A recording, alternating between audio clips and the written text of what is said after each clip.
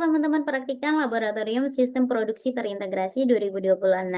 Selamat datang di video penjelasan modul 4, yaitu Distribution Requirement Planning. Yang pertama, kita akan tahu terlebih dahulu terkait pengertian dari Distribution Requirement Planning.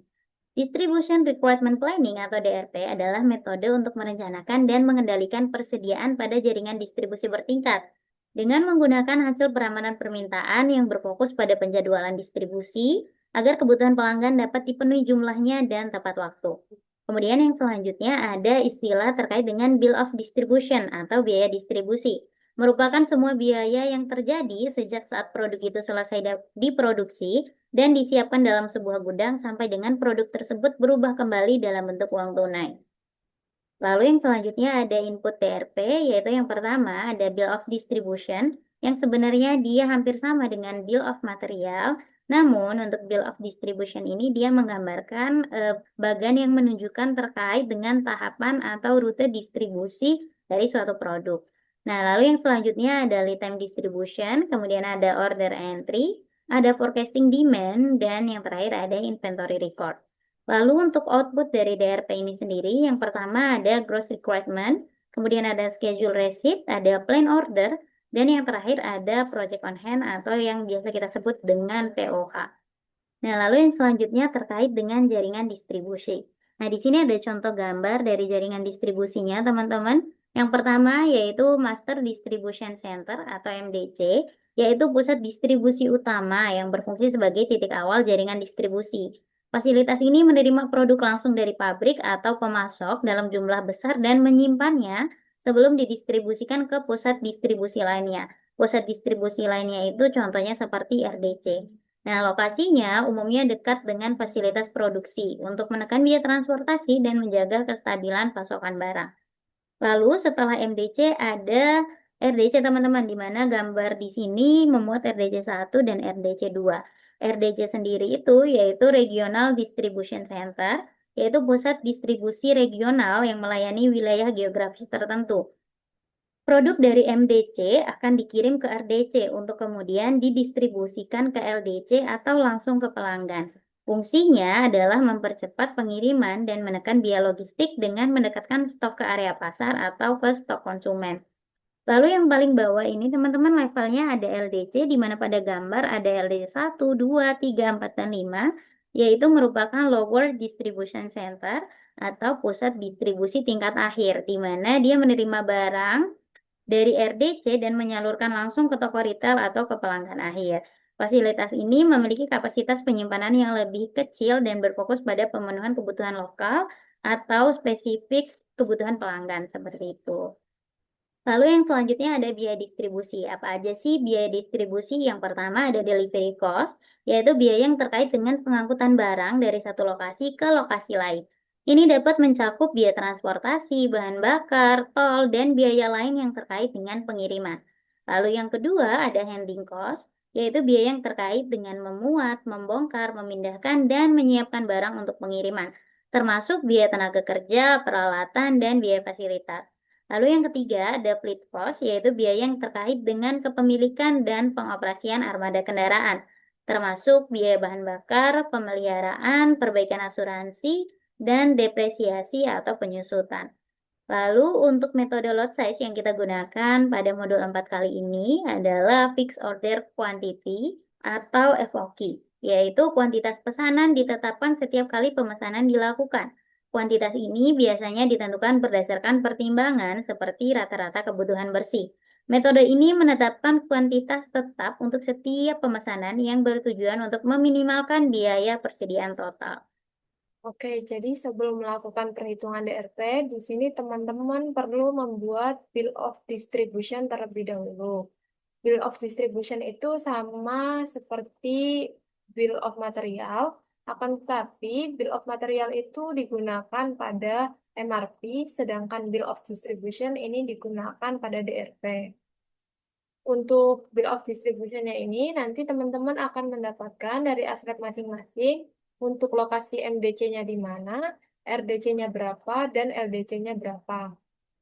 Namun, nanti teman-teman tetap perlu menentukan lokasi RDC-nya di mana dan lokasi LDC-nya juga di mana saja. Sebagai contoh, di sini MDC-nya itu berlokasi di Jakarta, kemudian di bawahnya terdapat 4 RDC, RDC 1 Bekasi, RDC 2 Tangerang, RDC 3 Depok, RDC 4 Bogor. Kemudian di bawah RDC 1 Bekasi terdapat 2 LDC, yaitu LDC Cikarang dan LDC Tambun. Kemudian di bawah RDC Tangerang terdapat LDC Serpong dan Pamulang. Di bawah RDC Depok terdapat LDC Sawangan dan Cinere. Kemudian di bawah RDC Bogor terdapat LDC Cibinong dan Parung. Kemudian setelah membuat Bill of Distribution ini, teman-teman perlu membuat data informasi pergudangan. Yaitu yang pertama ada gudang itu sendiri dari MDC, RDC 1, RDC 2, dan seterusnya sampai LDC 8. Kemudian menentukan lokasi. Lokasi ini sesuai dengan Bill of Distribution-nya tadi, yaitu MDC di Jakarta, RDC 1 di Bekasi, RDC 2 di Tangerang, RDC 3 di Depok, dan seterusnya sampai LDC 8 di Pamulang. Kemudian setelah menentukan lokasi ini, teman-teman perlu menentukan supply-nya. Di sini Jakarta Manufaktur, dikarenakan MDC ini berperan sebagai pabrik yang menyuplai ke RDC dan LDC di bawahnya. Kemudian RDC 1 Bekasi itu mendapat suplai dari Jakarta, RDC Tangerang, Depok, Bogor juga mendapat suplai dari Jakarta, LDC Cikarang mendapat suplai dari Bekasi. Jadi ini nanti akan sama seperti di Bill of Distribution-nya ya teman-teman. Jadi nanti Cikarang dan Tambun ini akan memperoleh suplai dari Bekasi, Serpong dan Pamulang akan memperoleh suplai dari Tangerang, Sawangan dan Cinere memperoleh suplai dari Depok, kemudian Cibinong dan Parung memperoleh suplai dari Bogor. Nah, nanti RDC Bekasi, Tangerang, Depok, dan Bogor ini akan memperoleh suplai dari MDC Jakarta.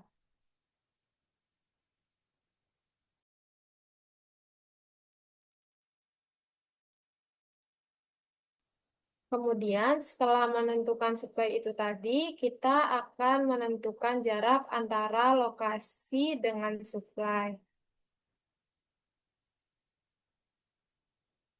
Di sini jarak MDC yaitu dari lokasi ke supply-nya 0 dikarenakan MDC ini kan berperan sebagai manufaktur itu sendiri. Jadi jaraknya 0. Kemudian di RDC 1 dari Bekasi ke Jakarta itu jaraknya 29 kilometer, Tangerang ke Jakarta 34 kilometer, dan begitu seterusnya sampai LDC 8. Nanti jarak ini teman-teman bisa cari di Google. Kemudian setelah menghitung jarak akan dilakukan perhitungan untuk lead time.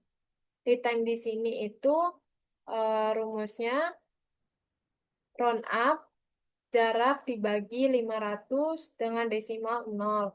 Kenapa 500? Jadi di sini diasumsikan bahwa lead time 1 hari itu menempuh jarak sejauh 500 kilometer.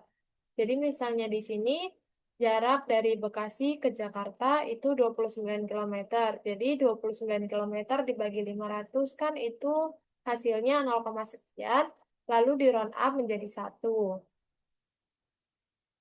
Misalnya di sini jarak antara Bekasi dengan Jakarta itu 520. Nah, 520 dibagi 500 itu kan hasilnya 1, sekian. Ketika di round up akan menjadi 2. Jadi jarak ini nanti bisa berbeda-beda tergantung lokasi dan suplainya teman-teman.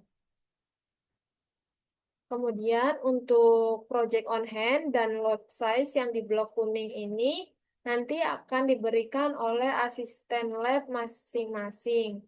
Untuk lot size-nya, kenapa angka? Karena pada modul ini kita menggunakan metode lot sizing fixed order quantity. Jadi lot size-nya itu sudah ketentuan ya teman-teman. Kemudian untuk safety stock ini rumusnya masih sama seperti pada modul MRP kemarin, yaitu round up standar deviasi demand dikali service level dikali akar dari lead time. Lanjut, setelah memperoleh data informasi pergudangan, teman-teman akan memperoleh data demand LDC dari LDC 1 sampai LDC 8. Ini akan kalian peroleh dari asisten laboratorium masing-masing. Kemudian ketika sudah mendapatkan data demand ini kalian total ke samping. Kemudian kalian total juga ke bawah beserta rata-rata dari LDC 1, LDC 2, sampai LDC 8. Kemudian setelah mengumpulkan data informasi pergudangan itu tadi, teman-teman juga akan mengumpulkan data biaya transportasi, di mana di sini untuk distribusinya teman-teman akan menggunakan 3 jenis kendaraan, yaitu truk CDE, truk Fuso, dan truk kontainer dengan masing-masing kapasitas, minimal kapasitas, maksimal kapasitas, dan fleet cost yang berbeda-beda.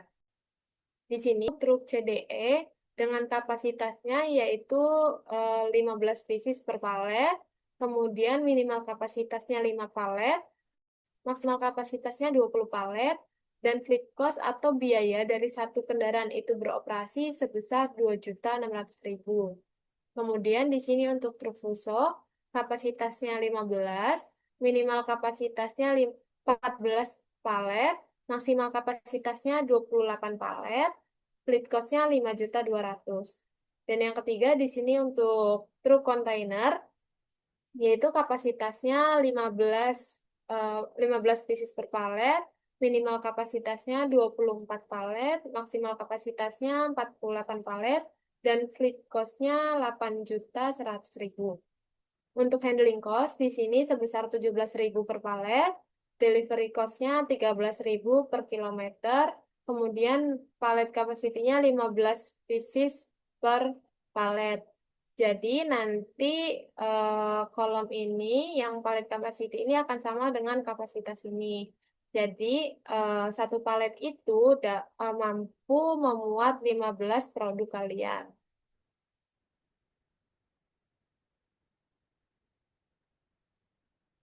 Lanjut, di sini merupakan contoh perhitungan dari LDC 1 Cikarang.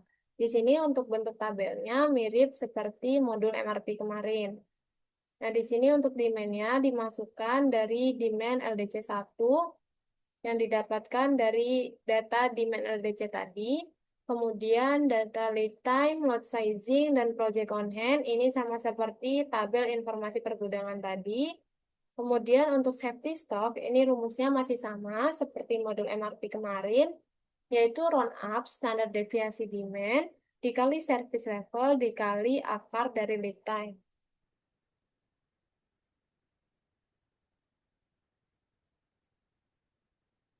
Kemudian di sini untuk GR-nya, gross recruitment, itu sama dengan demand. Jadi ini bisa ditarik sampai periode 12.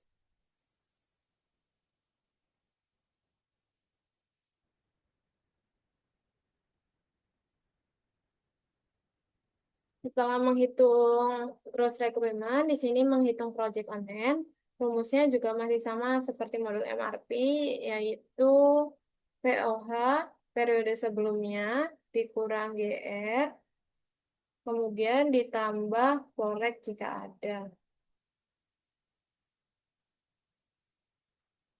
Ini juga ditarik sampai periode 12. Kemudian setelah mengisi project on hand, selanjutnya mengisi net requirement. Di sini rumusnya juga masih sama. Safety stock ditambah gross requirement, kemudian dikurang project on hand periode sebelumnya. Jangan lupa ini untuk safety stocknya dikunci.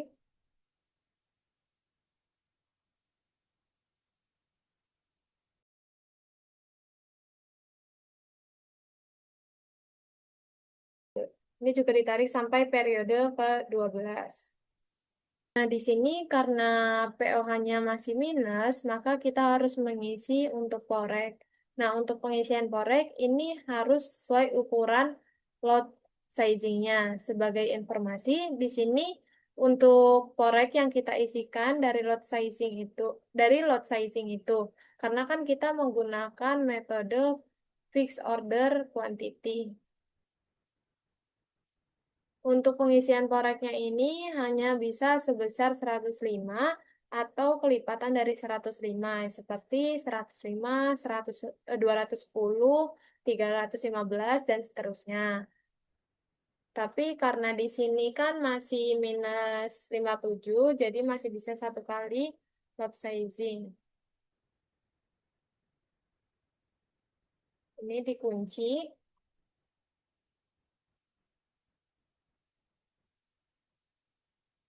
Ini nanti bisa kalian isi satu persatu.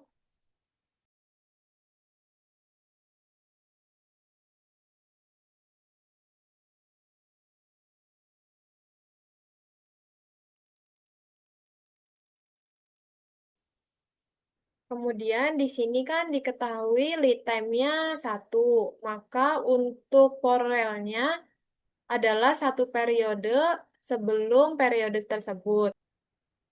Namun di sini kan poreknya sudah terisi mulai dari periode 1, sedangkan tidak bisa diisikan pada periode sebelumnya maupun periode tersebut karena lead time-nya 1. Maka dari itu, untuk korek periode 1 akan masuk ke schedule receipt.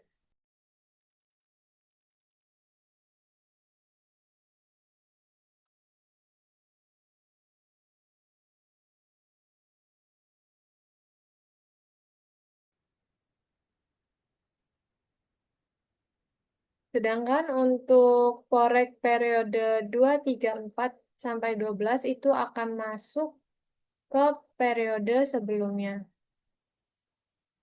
Nah, ini untuk angka 00-nya bisa teman-teman hapus.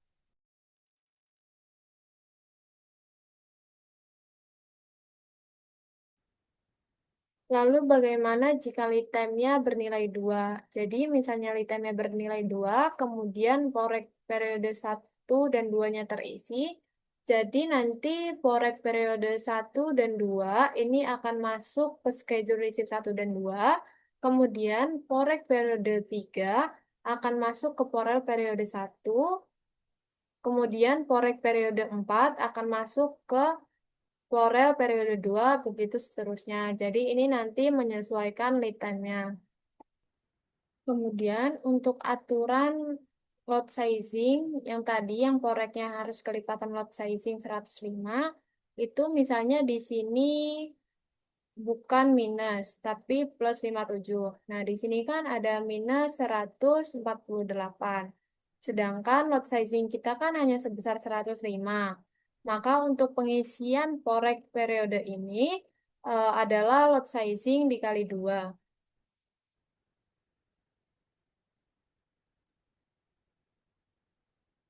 Karena 105 dikali 2 kan pasti hasilnya akan melebihi minus yang tadi. Misal di sini ada minus 282. Maka kita harus mengalihkan lot sizing-nya sejumlah berapa kali untuk memperoleh hasil lot sizing yang lebih dari 282. Namun ini kan hanya sebatas contoh. Nanti tinggal menyesuaikan POH dari teman-teman minusnya berapa. Oke teman-teman, ini tadi merupakan contoh untuk perhitungan DRP LDC1 Cikarang. Lalu bagaimana untuk data demand RDC1, RDC2, RDC3, RDC4, dan MDC-nya? Nah, karena kan tadi di sini demand yang diketahui hanya demand MDC aja. Jadi untuk demand RDC1 itu nanti teman-teman harus menjumlahkan menjumlahkan Porel Cikarang dengan Tambun, kemudian itu akan menjadi demand Bekasi. Kemudian penjumlahan Porel Serpong dan Pamulang akan menjadi demandnya Tangerang. Jadi di sini teman-teman harus menghitung DRP dari LDC-nya terlebih dahulu, baru nanti bisa naik ke DRP RDC dan naik lagi ke DRP MDC-nya. Berbeda dengan MRP kemarin, teman-teman kan menghitung dari level teratas ke level yang ke bawah. Namun pada DRP ini kita menghitung dari LDC dulu, kemudian baru ke RDC dan naik lagi ke MDC.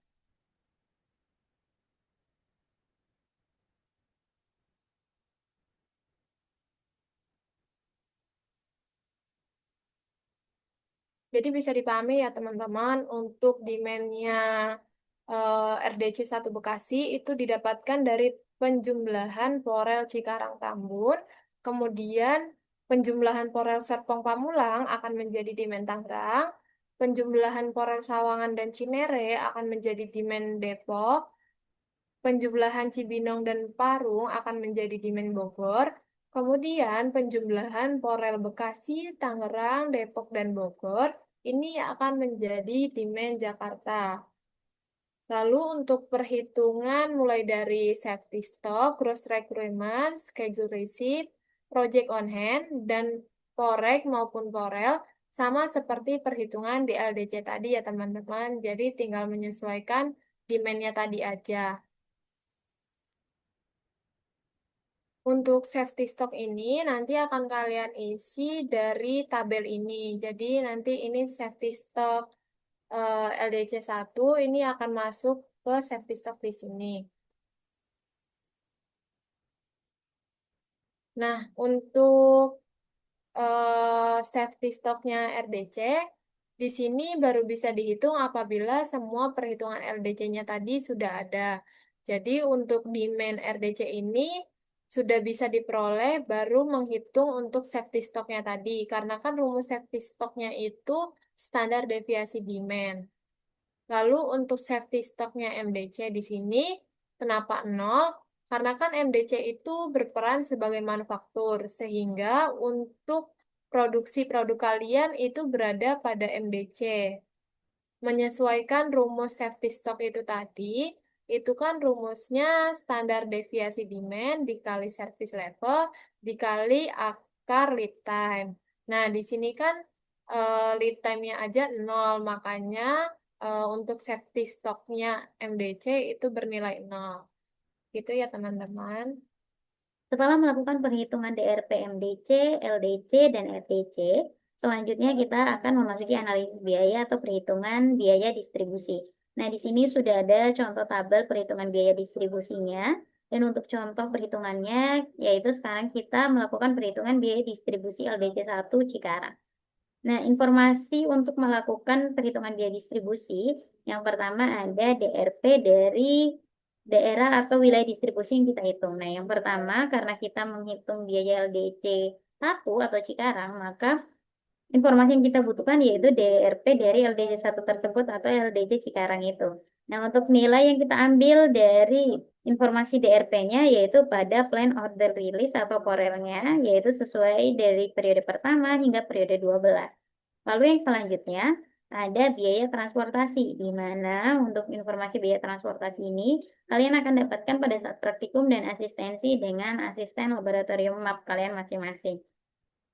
Nah, untuk biaya transportasi ini sendiri diketahui ada 3 jenis kendaraan. Yang pertama, untuk truk CDE, diketahui kapasitas per paletnya 15, minimum kapasitasnya 5, dan maksimum kapasitasnya 20. Dan untuk fleet cost-nya yaitu Rp2.600.000. Lalu yang kedua ada truk Fuso, yaitu diketahui kapasitas per paletnya 15 palet. Minimum kapasitinya ada 14, dan maksimum kapasitinya ada 28. Fleet cost-nya Rp5.200.000. Yang ketiga ada truk kontainer dengan kapasitasnya 15 per palet, minimum kapasitasnya 24, dan maksimum kapasitinya ada di 48. Fleet cost-nya yaitu Rp8.100.000. Lalu ada diketahui handling cost-nya yaitu sebesar Rp17.000 per palet, dan untuk delivery cost-nya yaitu Rp13.000 per kilometer. Dan untuk palet kapasitinya yaitu 15 pieces per palet. Nah, untuk palet sendiri itu apa sih teman-teman? Jadi palet itu adalah wadah atau media yang digunakan untuk menyimpan produk, baik untuk didistribusikan maupun untuk disimpan di dalam gudang seperti itu. Lalu kita bisa melanjutkan perhitungan untuk biaya distribusinya. Untuk ordernya kita isi dari Porel DRP LDC 1 Cikarang tersebut, di mana untuk periode 1 kita sesuaikan teman-teman diisi dengan Porel periode 1. Nah, lalu untuk paletnya sendiri, yaitu rumusnya, round up, order pada periode pertama, dibagi dengan kapasitas per paletnya dari tabel biaya transportasi. Nah, palet kapasitinya jangan lupa diisi. Dan kita kunci teman-teman untuk palet kapasitinya. Oke, sehingga diketahui untuk jumlah paletnya yaitu sebanyak 7 palet. Nah, kemudian untuk kendaraan yang digunakan kita bisa menyesuaikan jumlah paletnya ini teman-teman. Nah, karena jumlah palet yang akan didistribusikan yaitu 7 palet, maka kita harus memilih jenis kendaraan yang bisa menampung 7 palet tersebut. Nah, dari informasi biaya transportasi diketahui ada truk CDE yang bisa menampung 7 palet tersebut. Nah, sehingga untuk jenis kendaraannya kita bisa langsung menulis truk CDE dan untuk jumlahnya karena pada informasi di sini yaitu truk CDE dapat menampung maksimum kapasitasnya sampai 7. Jadi untuk jumlah truk yang kita gunakan yaitu cukup untuk 1 truk saja. Jadi untuk jumlah ini yang dimaksud adalah jumlah kendaraan yang kita gunakan. Karena kita hanya memerlukan 1 truk CDE, jadi untuk jumlahnya kita isi 1. Nah, untuk jaraknya sendiri yaitu diperoleh dari data informasi pergudangan di LDC 1, yaitu lokasi Cikarang dan supply-nya yaitu dari Bekasi. Nah, untuk jaraknya sebesar 88 km. Jadi kita bisa langsung isi aja untuk jaraknya teman-teman dari data informasi pergudangan. Sehingga diperoleh untuk jaraknya yaitu sebesar 88 km. Nah, setelah mengetahui jarak, kita bisa lanjut untuk perhitungan delivery cost. Di mana rumus dari delivery cost itu sendiri yaitu sama dengan jarak dikali dengan biaya delivery cost-nya, yaitu di mana di sini diketahui biaya delivery cost-nya yaitu sebesar 13.000 per kilometer. Dan jangan lupa kita kunci untuk biaya delivery cost-nya ini. Sehingga diketahui untuk delivery cost-nya yaitu sebesar Rp1.144.000. Lalu untuk handling cost-nya ini sendiri, yaitu rumusnya sama dengan palet dikali dengan biaya handlingnya. Dimana di sini untuk contohnya, yaitu biaya handlingnya sebesar Rp17.000 per paletnya. Dan jangan lupa kita kunci teman-teman untuk informasi biayanya. Sehingga diperoleh untuk handling cost-nya yaitu sebesar Rp119.000.